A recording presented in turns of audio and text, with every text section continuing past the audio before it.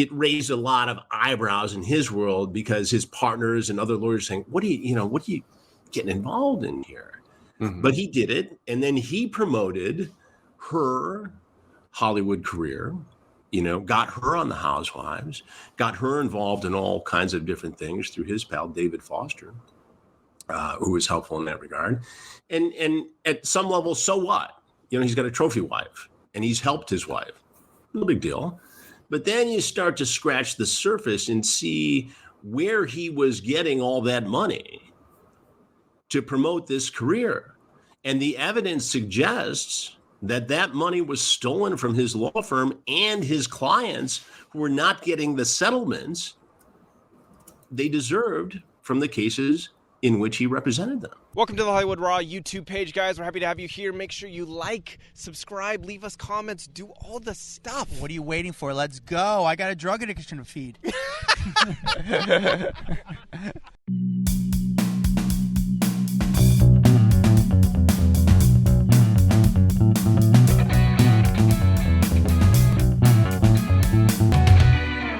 This is the Hollywood Raw podcast, the rawest Hollywood podcast you will hear all day. The rawest Hollywood podcast. I like it. They actually wanted to change us to the medium rare podcast. Do you remember that foreign site that had covered us? They did like some article about one of our guests and they called us Hollywood Uncooked. That was the translation from English into whatever language they were. Hollywood Uncooked. Hollywood Uncooked. Dax and I are two entertainment journalists who have close to 2 decades of experience. We have 2 decades of experience now. And on today's episode, we have another journalist. Are we considered? Well, on today's episode, we have an investigative journalist, our favorite, Chris Hansen, who you guys remember from Catch a Predator. He's working on this huge, crazy podcast where involves the Real Housewife franchise. We're going to get into it because it's fascinating, and we ask him all about that, and he breaks us down what's going on with this Real Housewife lawsuit that's going on, and it's a cool story. Dax, are we considered investigative journalists too, even though we're celebrity news journalists? How do you? No, I don't think so. Because I would say our stories are too quick to be investigative journalists. Does that make sense? Like when we break stories, this is the story, get it up. We don't spend weeks and months investigating it to a point where it becomes a bigger story that has all these layers. Like our stories have always just been boom, out, okay, next one. Yeah, we've done investigative work, but not long term. I mean, we always question stories. I think that's what makes us a journalist rather than a reporter. We've said that before. Reporters just kind of repeat the information. Journalists kind of question the information, but we don't do a 9-month story, which it's so funny. Rolling Stone doing a 9-month investigative story on P. Diddy. Remember we talked about that? Yeah. Like, come on. Yeah, Rolling Stone's now investigative journalist. Get out of here. Get out of here with that. Get that out of here. Yo, Dax, have you watched? What are you watching right now? It's summer TV. There's not too much going on. I am watching this show on Apple TV right now with Jake Gyllenhaal. It's like I think it's like a 1-season show where he's like a lawyer and they're trying to find the killer, but he's being accused of being the killer. And it's like, what's it called? I don't even know the name of it, to be honest with you. But a Jake Gyllenhaal TV show on Apple TV. If you Google that, so far it's pretty decent. I mean, is it going to be? It's great TV for now. Is it something you're going to be talking about years from now? No, but it's fine for now. I have a question for you. Since you're watching Apple TV, have they come out with the new season of The Silo? No. Okay. I think this is the first time also I've watched Apple TV. I don't think Apple TV has that great shows. I mean, what's that? The morning show? I don't watch that. You didn't watch the morning show? No, you like the morning show? I liked it. Yeah, I thought it was good. I heard good things. When it came out, it was honestly, you will like it. You need to go back and watch it. You will like it because you understand entertainment and you understand how news production is made. You understand how morning shows are made. I promise you, you will like the morning show. Because not only that, when they were doing the morning show, like when you watch it while it was live or not live, but when they were airing episodes weekly, the storylines that they were doing were so current that I'm like, how the hell did they film this show, edit it, and put it out? Like, I feel like this stuff just happened. Like the fires in California were like a topic on one of them. Elections, like all of this stuff. Dude, I'm telling you, you will like it being in this entertainment industry. Dax, that was a solid review of a show. And that was a review that was very catered to me, and I appreciate that. And therefore, I might watch it. Go watch it. You already pay for Apple TV. Like, what does it matter? And Jen Aniston's good. Reese Witherspoon's good. Like, they do a great job. Okay, fair enough. Maybe I'll tune that in. I'm going to finish this show I'm watching, and then I'll try to watch that in case anything else kind of pops up. And the storylines are based on like what's happened in past morning shows, like cheating, all of that kind of stuff. The drama that goes on at morning shows. Dude, you're going to like it. Okay, fair. I appreciate the good review. I like that. Dax, before you tell me about our guest today, we do this thing where we like to show love. How do we show love? We read the reviews that you guys give us live on the air. It's a way for us to shout you out. It's a way for you to get a little words out, a way to us to kind of boost our ego. It's a way to us to help out our algorithm. Dax, do you have a review ready for us? Yep. All right. This one comes from Carol A, 5 stars. Titled A Fun Listen. This podcast delivers the celebrity news I may have missed in an entertaining and informative format. That is true. That is exactly what we strive for. Entertaining and informative. That is Hollywood Uncooked.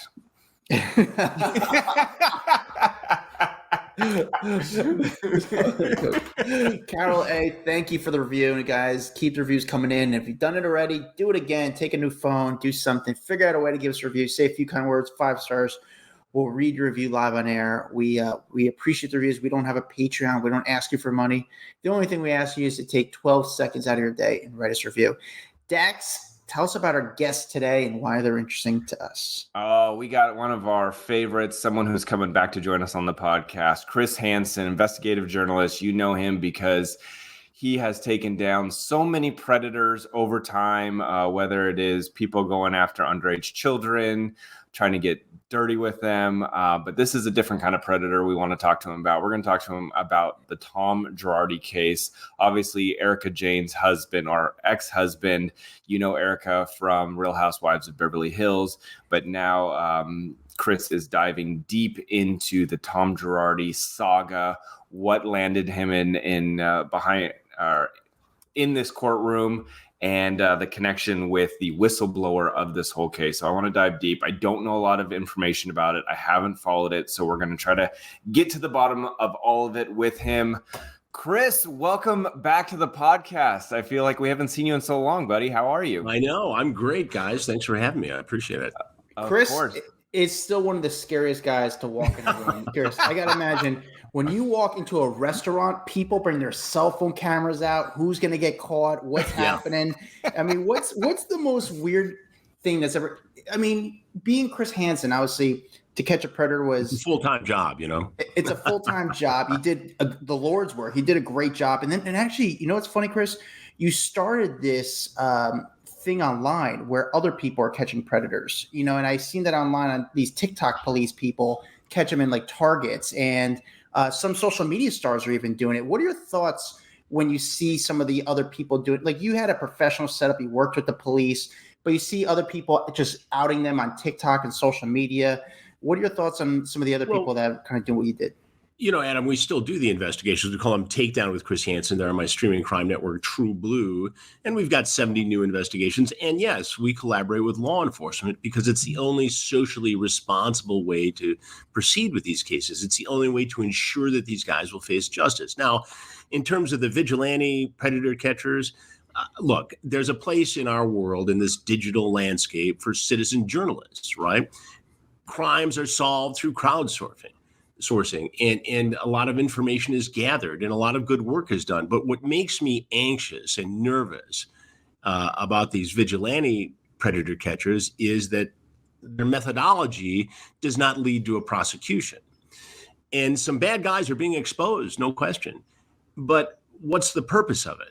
Is the purpose to get clicks? Is the purpose to make money? There's nothing wrong with that. But there was a case recently where they exposed a guy in the Los Angeles area who was a Hollywood type guy, film producer, having lunch with an underage girl. Bad, horrible. But the way they did it, there's no chance for law enforcement to get into his phone or his computer. There's no chance to make a prosecution. And they made a clown circus out of it by shooting a smoke cannon at him. Mm-hmm. So, yeah, is it entertaining? Is it justice for him to be exposed if, in fact, he was doing something wrong? Of course. But where does it go from there? It doesn't. It lives on digital platforms without this guy ever being successfully prosecuted. And in our cases, the way we do them on True Blue and the way we've done them in the past, they result in, 95, 97% conviction rate. So I stand by the way I do it. And in the other cases, quite honestly, somebody could get hurt. Somebody could get prosecuted on the predator catcher side, and nobody goes to jail except the guy who's trying to catch the predator. Chris, how much would it cost me to have you show up to somewhere where I'm going to be and fuck with one of my friends, walk straight up to him and say, "Sir, we need to talk." And everyone will recognize you, and he will melt down going, "Oh my God, Chris Hansen just walked in here to talk to me." How much would that cost me? I have two buddies who are both in law enforcement and intelligence. And years ago, I was meeting them for a beer after work. And there was another fellow, naval intelligence, said, "Go up to him, just play along with us. Go up to him and just brace him." And so I go up to the guy and I said, "Hey, it's Chris Hansen. I need to talk to you for a minute." And the guy's face is just, and he's about ready to, throw fists, right? And I'm like, hey, you guys get over here, bail me out. He's not in on the joke. I always got my ass kicked in Manhattan because I scared the bejesus out of this guy. But it's so funny. Every once in a while, I'll be with somebody or on a show like this, and they'll say, "Hey, do us a quick solid. Get on the phone and talk to the guy." And it takes people's breaths away. It's really quite something. Your name strikes a lot of fear into people's hearts. And it's not, and the funny thing is, I think if you see someone walking in, I'd be like, I haven't done anything, but now I'm questioning everything in my life. Who did I message on Twitter? What's in the transcript? What could this possibly be? Well, it's gotten to the point now, guys, where, we did an investigation recently where a guy walked in, and before I could say a word, he said, "Oh, you're Chris Hansen." I said, "How'd you know that?" I am a big fan. I watch all the shows. I said, "Wait a minute, you watch my shows, and now you're in my sting house trying to meet a teenage girl for sex." "Oh no, I wasn't here for that. I just was, checking it out, or I didn't see the age." Or I came to meet you. I'm a big fan. I came to meet you. Yeah, exactly. That's the next development in all this. But it's shocking, and it took the guy 10 minutes to get over his fanboy attitude and realize that his ass is going to jail. Wow. That's so wild. Chris, wild. We're going to get into this, obviously you're doing a lot of these investigative pieces that are people, the fans that love. We're going to get into how one of them kind of ties into the whole Real Housewife franchise, but you've been at it for a long time. You started back in Michigan when you were a senior in college, but what was the first story that you worked on that really kind of put you on the map, that really kind of shook the newsroom, that said you weren't going anywhere and kind of gave you a good footprint? There are a couple, but the one that really stands out to me, Adam, was back when I was at Channel 7 Action News in Detroit. Great ABC-owned station at the time. Great team of reporters. Bill Bonds was the anchor, a childhood hero of mine. And I'd grown up in the Detroit area. And I was covering law enforcement, and we were going along on drug raids with the Detroit Police Department Narcotics Force, because it was the mid-'80s and crack cocaine was the scourge of the city in so many cities across the country. And we came across this treasure trove of home videos taken by a drug gang called the Chambers Brothers. And it was a tour essentially inside a major crack cocaine operation, showing the cars, counting the money, we rich, blah, blah, blah, blah, gonna buy me 3 Jeeps tomorrow. So I had these tapes, copies of them. And I sat on them for about 18 months while we continued to investigate this drug gang. And one summer, we started a 5-part series that had all these hidden camera tapes or undercover tapes or confiscated tapes. We didn't even really do a ton of hidden camera stuff at the time. We had some technology, but not like we have today. And this series blew the doors off the city and the country, because for the first time, we took the viewer inside the commission of a major felony. We did then because we were able to get our hands on these home videos. What we do now when we do a predator investigation or any other enterprise investigation, where we take viewers inside the commission of a felony, inside this journey of discovery, to have them witness one of the crimes that is impacting our country. And so it was a lesson to me at that point, and it got national attention, and it was on the network news, and I got a fair amount of attention from it. And it was a stamp of approval for me as a young reporter. But it was a lesson to me that you need to take people inside the crime and show them how it works. And when you take them on this journey of discovery, people respond to that. And it's very compelling and very interesting to the viewer. That's crazy. And then it all snowballed from there, and you become one of the biggest names in investigative journalism. You have a pretty heavy job, I would say. Like when I think of crimes out there, like the child predators, it's a pretty gross, pretty hard to swallow type crime. And you are constantly surrounded by it on a daily, weekly basis.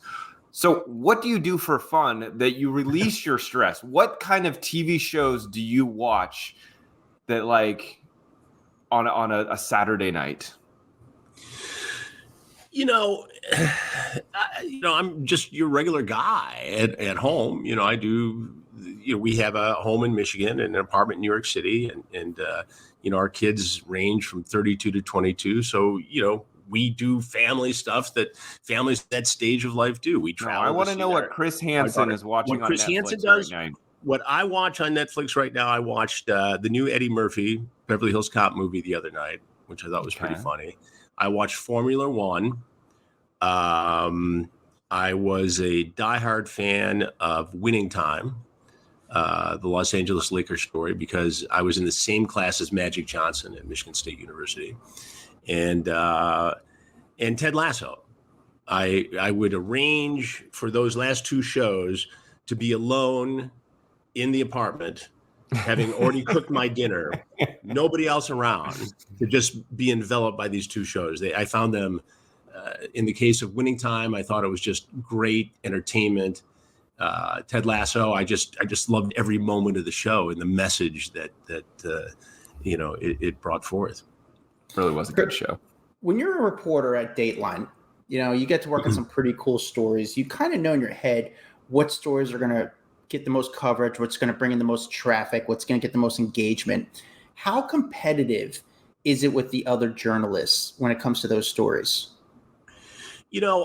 I'm still friends with everybody at Dateline to this day, and I was there for 21 years. And we were competitive with the other networks, but it was a wonderful team there. Josh and Keith and Dennis, just great guys, and everybody had their own niche. So when there was breaking news, we just all jumped in. You need me to go to Mississippi for the hurricane? Great. You need Keith to go wherever? Great. We just did it. If there was a shooting in a movie theater in Aurora, I had my job, which was to get as deep as I could into the investigation.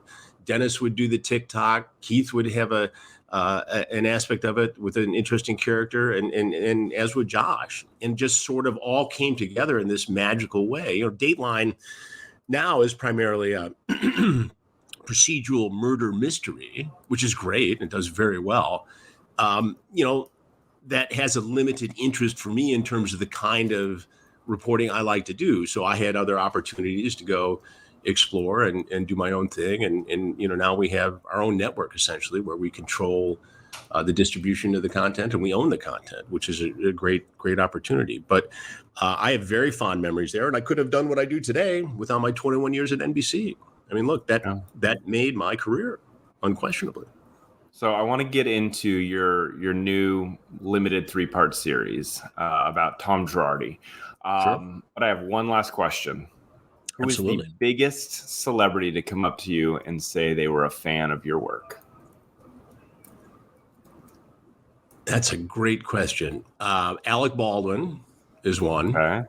Okay. I saw Ronnie Wood yesterday or the day before, Rolling Stones. I'm a huge Stones fan. I don't know that he put two and two together right away, but we had a nice chat. And the one fellow who is not necessarily a celebrity, but who meant the most to me to compliment my work was Colin Powell, the former Secretary of State. Oh, wow. That's a big name. Yeah. And that to me, that punched the ticket there, because we had done a story at Dateline where we went over to Cambodia to expose American and Western European tourists sexually exploiting young kids in brothels. I mean, really young kids. And we rescued about 37 of them with a NGO. And he actually postponed a trip overseas to watch the premiere of the show. And That's amazing. Jumped on the State Department plane and went overseas. So that to me was probably that stands out as a highlight. And I have great respect for him. He's got the 13 rules of success, which I keep on my dresser. The last of which is perpetual optimism is a force multiplier. And it's become a mantra of mine, along with the other 12, that I really use as principles of life. So he's a great man, and it was an honor to have a compliment from him. Amazing. All right, well, let's jump into it, because we know that you've got, obviously, the Predators I've Caught podcast, which is extremely successful. And now you've just released a 3-part limited series about the rise and fall of Tom Girardi, who most people know as Erica Jane's husband, just because he became a household name, because the Beverly Hills Housewives is one of the biggest shows out there, and their drama, their legal battle, all of it kind of spotlighted their relationship. But for people that may not have followed Tom Girardi's legal career and seen how successful he was, some people don't even know that it was really his involvement that started the Aaron Brockovich movie. Is that correct? Like, he was kind of the that was his case. California Pacific Gas and Electric, PG&E, a major lawsuit, and it was got him a lot of attention. And already here's a guy who was a powerful lawyer who took on big companies. I mean, he didn't just win against PG&E. He got $333 million. He took on Boeing. He took on the NFL. He took on the entertainment industry, and he won in all of these cases. And at the same time, he was a huge donor to judges, politicians. He was a big donor for Joe Biden back in the day. And so he had a lot of political clout as well. So he carried a lot of weight in the courtroom and in the court of public opinion in politics. He had a lot of sway and a lot of power. And so when he met Erica Jane, who was working at the Chasen's at the restaurant, and they became smitten with each other, it raised a lot of eyebrows in his world, because his partners and other lawyers saying, what are you getting involved in here?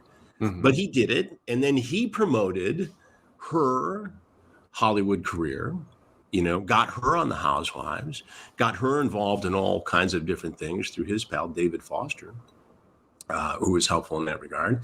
And at some level, so what? He's got a trophy wife, and he's helped his wife. No big deal. But then you start to scratch the surface and see where he was getting all that money to promote this career. And the evidence suggests that money was stolen from his law firm and his clients, who were not getting the settlements they deserved from the cases in which he represented them. So they basically won a huge settlement and were waiting on that money, and then money was never coming back to the clients, the people that rightly deserved it. It's coming, or here's part of it, or there was excuse after excuse. And we had a launch party just last night here in Los Angeles, and we had some of those victims at the party, many of whom we've interviewed for the podcast. And I do this podcast with Kimberly Archie, without whom this doesn't happen. She actually worked for Girardi, has an inside track into how things were going at that law firm. And she serves as a legal consultant and expert in a lot of other cases. So she was looking for an outlet for all this information, all this evidence that she had collected. And I'll tell you a funny behind the scenes story. She shared a hairdresser with my producer of my podcast. And the two, through the hairdresser, Javier, started talking. So Joe Garner is now talking to Kimberly Archie, and they're like, well, we can put this deal together. We can do this. This is a logical extension of everything that, we're doing with Predators I've Caught and with Takedown with Chris Hansen and everything else. Let's take this to the next level. And we started talking about it. We went to her dad and put the deal together. And now the 3 parts are out, and we're going to continue the podcast throughout the trial of Tom Girardi, which is scheduled to start August 6th. Could be pushed once again, but right now it's scheduled for August 6th. And we'll be doing daily podcast episodes on the trial. And it's significant because Kimberly Archie is actually going to be a witness for the government in this case. So we have an inside track that no one else could possibly provide. And I'd like to take a lot of credit for it, but the reality is it doesn't happen without Kimberly Archie. Yeah. Wow. And I guess the one thing I want to see is, we know a lot about his life, which was public knowledge over the last few months with the different articles that have come out. What was the most shocking thing you discovered during this chat with Kimberly and all these other people that are connected to the law firm and victims? What was the most surprising thing that you were like, wow, I can't believe that sheer volume of the money stolen. I mean, right now it stands at about $25 million. And the other interesting thing to me is that had he not gotten her on Real Housewives of Beverly Hills, this case may not have been prosecuted. Mm-hmm. It was the excess, the grotesque show of wealth, the $40,000, entrance into the private club, that not just one, but 2 private airplanes, that got him on the radar of federal investigators, I believe, or at least helped to get him on the radar. So Chris, you're saying the first thing that people start to put red flags or start to look into his wealth or his money and see if it was clean was what exactly again? I'm sorry. Well, I think that some of the victims have been complaining for some time about not getting their settlements. And so this is percolating out there, but nobody's paying real close attention to it until, they show up on the Real Housewives of Beverly Hills. And people start, and wondering. And I also wonder sometimes if the feds don't watch that show because there have been so many criminal prosecutions that have come out of it in terms of the spouses of those who are featured on it. It's interesting how his downfall might be simply because he wanted his trophy wife to be famous and she wanted the fame and they had this excess life. But it's interesting because it's one thing to say, hey, they live an excessive life. It's another thing when there's a TV camera documenting every excessive purchase that they make and putting it out there for the world to see. And you're shoving it in people's faces, right? There's nothing wrong with a lawyer who makes a lot of money living a good, comfortable life, maybe even excessive by some people's standards. But if that money is coming from, stolen client funds, I mean, that's horrendous. And then you have this whole other situation where, the CFO of the law firm, the former CFO, is also on trial here. And so they're going to start blaming each other as to, well, he was taking money or he directed me to take money. So there's going to be a lot of that going on in this trial too, which I think is interesting. But yeah, I mean, I think there's a fair argument to be made that if they had just lived their lives, he would have somehow figured out how to sort this out and settle everything without having to face criminal charges filed by the feds. And I'm not following the case, obviously, as close as you are. Is Erica going to be hitting the stand? Is she a part of the trial at all? She is not facing any criminal charges whatsoever, but she is expected to be called to testify. Are you surprised, Chris, that she is not facing any charges? I suppose it's plausible that she just assumed that all this money was coming from, his law firm, his very successful practice for decades and decades. And obviously the feds don't think they have the evidence because they haven't indicted her or tried to indict her and they haven't charged her in any way. So I think it's plausible. I think some of the victims raised questions as to whether or not she knew or she had to know. And I think maybe it's just too murky for the feds to actually pursue in terms of a criminal charge. I mean, it's very similar. I feel like when we look back and look at the Teresa Giudice type situation where you're like, how much did that person actually know versus they turned a blind eye to it, or they just were aloof to the whole situation and didn't really ever question anything that they're well, if you're immersed in this wealth, and you're given a budget to live with it, and your spouse is promoting your career here and there and everywhere. I mean, maybe you're not really seeing the books. I mean, obviously she wasn't, a part of the law firm in any way.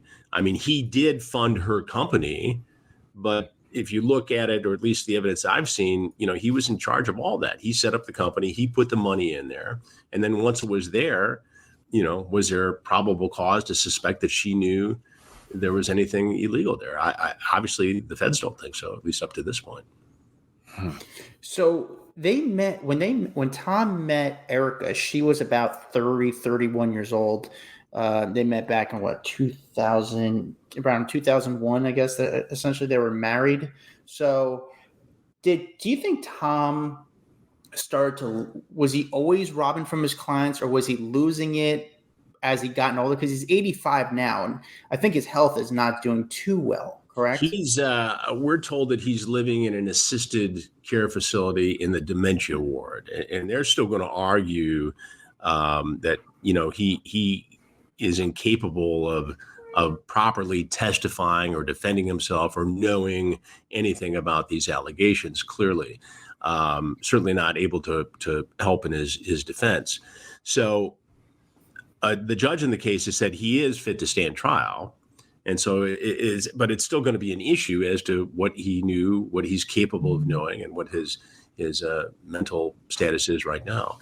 But the theft, my understanding, goes back a little ways. I don't know if you can pin it exactly to the relationship with Erica.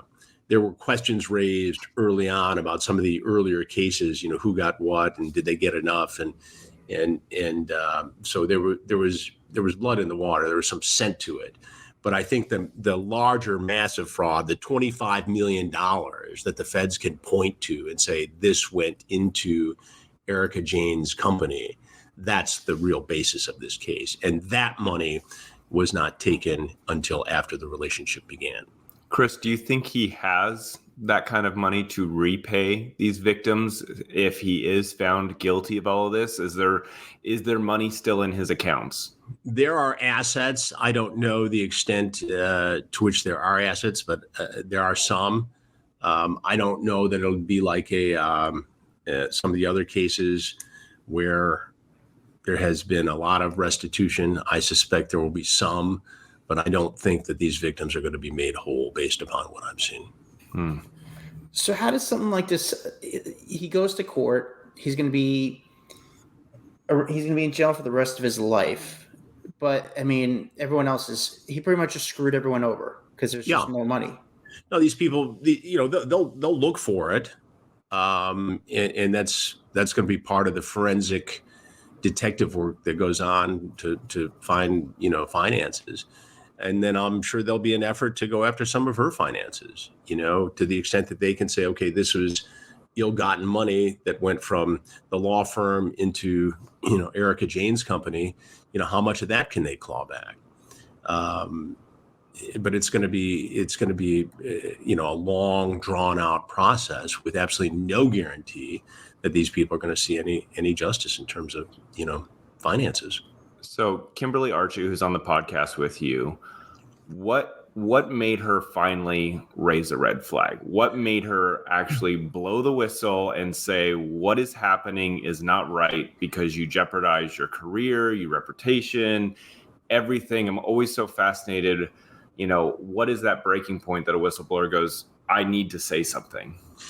I think for her, the breaking point was seeing people who suffered at the hands of government and big industry, who deserved compensation for that suffering, but weren't getting it because of the selfish acts of a guy who portrayed himself as a hero to those who have been victimized. And there's no worse position to be in, I think, than to put yourself out there as a hero, as a champion of the downtrodden, the poor, the abused, and then to re-victimize the victims. Now, that's horrible. Mm-hmm. So you're putting yourself out there as somebody who is a great champion, and you're victimizing the victims again. And I think it just got to a point where she wasn't going to cover up for him. And I don't think she was ever asked to cover up for him, but I think she saw this. She got out of there and still was getting information from the firm and decided that, okay, I've got to do something about this. That's what I was going to ask, what that timeline was, whether she was still working there when she called the FBI or however that went down, or whether she was just still able to get access to stuff. I think she had people who could get her access. I think she didn't want to be a part of anything nefarious, and she got out of there, but still was clever enough to get information and evidence and to gather these victims and get their statements. And she's involved in a lot of different cases like this too, targeting a lot of other people who engaged in predatory behavior. And I think that's going to end up being a bit of a franchise for us after this trial, because I'm fascinated by, how much data and information she's gathered over the years on similar cases. And I think this could be a continuing franchise for both of us.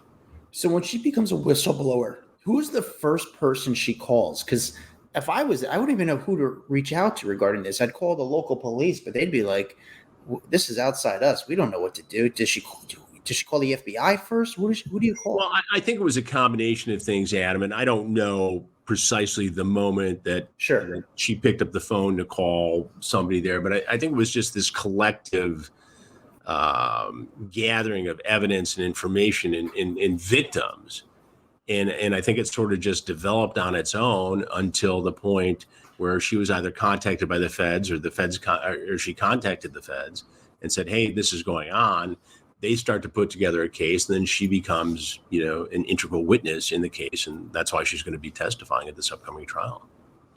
Dang, that's crazy. Well, I'm excited for you guys because of the success of the 3-part series. That's, by the way, it's called Predator in Plain Sight: Exposing Tom Girardi. I'm very curious to see how all of this unfolds, plays out. I know you guys covering this live is going to be huge. Where can people find this podcast? It's on pushing people to. Yeah, it's on every platform. So any platform where you can get your podcast, you'll be able to find Predator in Plain Sight: Exposing Tom Girardi. And the 3 parts are out now. And once the trial begins, we'll be doing daily coverage of the trial with Kimberly. Dang, it's crazy. Chris Hansen always doing the Lord's work. I'm trying. You're doing awesome. I love it. You do great stories. And even when you talk, I mean, I feel like I'm watching a live broadcast right now. I know. You're just such a good storyteller. Well, thank you. I'm blessed to have a wonderful team surrounding me. Nobody does this stuff alone. And I've been able to put together, especially at True Blue, producers and camera guys and sound people who, I've worked with for many years, and they're just as dedicated to all this as I am. But, and I got to give, a tip of the hat to law enforcement, who allows me to go on these things and embed with them, and who entrusts me with the access to all these various stories. I mean, and it's just not the takedown predator investigations. We've got a dozen or so, even more than a dozen investigations taking us all over the country, all over the world now. I mean, we're looking at doing some overseas stuff because we've got this thing built up and we're able to do it. So, like I said, it's to have the creative flexibility and freedom to pursue these stories and to own the content and own the distribution of the content. And it's a dream come true for a guy like me in this situation. So I'm very blessed. Awesome. Well, awesome. Much luck to you. Thank you again for. Well, thanks for having me on, guys. Always a pleasure. Great to check in on you, and thanks for your interest. Awesome. Yeah, thanks for doing it, brother. Anytime. Tom Girardi. I mean, it is, when Chris explains it. By the way, such a good storyteller. Like we mentioned, he's so good at explaining it.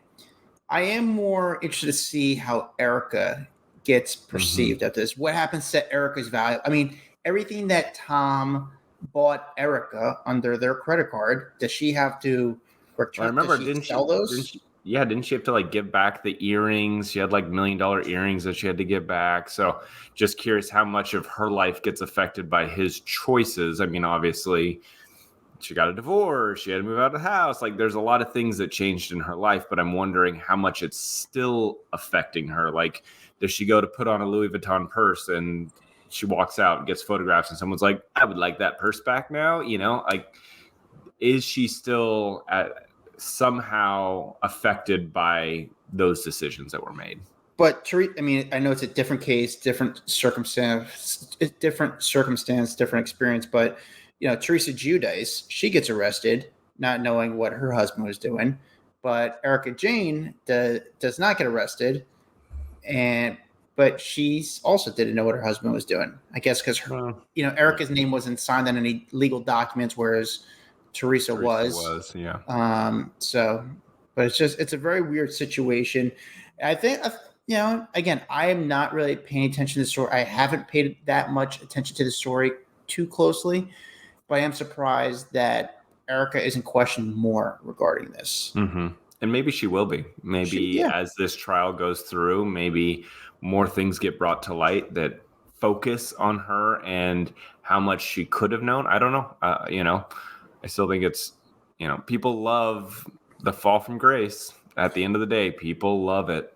And Tom Girardi, he's 85 years old now. If you saw the photos of him not too long ago, he doesn't look in great shape. However, I do think has to be playing it up a little bit much because he's not, he was intelligent. He did some smart things. He did do some dumb things, obviously, but he is a lawyer. So, I mean, if I was him, I hate to say it, but you play the dementia. You play that you're not there. So you could go to an assisted living and you could be comfortable and you can move around. And, of course, you can't really travel out of the country, but it's better than being in a jail, right? Mm-hmm. I just think about, like, these people, Cosby, Weinstein, I mean, obviously very different stories. Him, like, they've already lived their great life. You know what I'm saying? So is it the rest of their life is going to be uncomfortable, but like we already missed the boat on getting them when we should have got them years ago. You know what I'm saying? Like and now they've had these fantastic lives filled with yachts and mansions and this and that. The end is crappy, but I feel like we missed the boat on getting them when we really should have got them. Yeah, for sure. Well, thank you guys for watching. If you're watching on Red Coral, make sure you check out Red Coral. We're streaming on there. We're also on YouTube. Follow us, TikTok, Instagram, Facebook. Yes, we are on Facebook. We have a private Facebook group called Off the Record. You guys should be on it because it's a really, really fun community. If you're on it, thank you. Ask us questions. We're probably doing an Ask Us Anything episode coming up. We got a few guests coming up. We've got some good episodes coming out.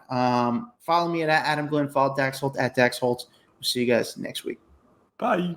What's up, guys? If you like that video, there's plenty more where that came from. Make sure you like, subscribe, hit the bell so we can just feed you all the goodness daily. Hurry up. Come on, let's go.